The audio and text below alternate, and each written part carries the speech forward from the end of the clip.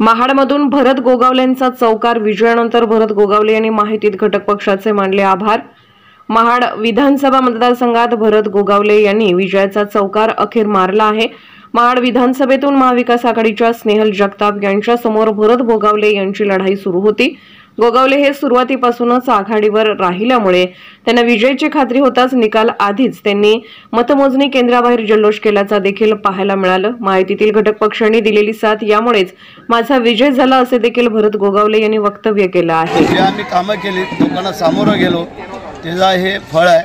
आणि माझे महायुतीतले सर्व घटक पक्ष सगळ्यांनीच जे काय मनापासून काम केलं, त्यानंतर माझी शिवसेना, युवासेना, महिला आघाडी, माझं संपूर्ण कुटुंबीय ह्या सगळ्यांनीच जे काय काम केलेलं आहे त्याबद्दल मी सगळ्यांना धन्यवाद देतो।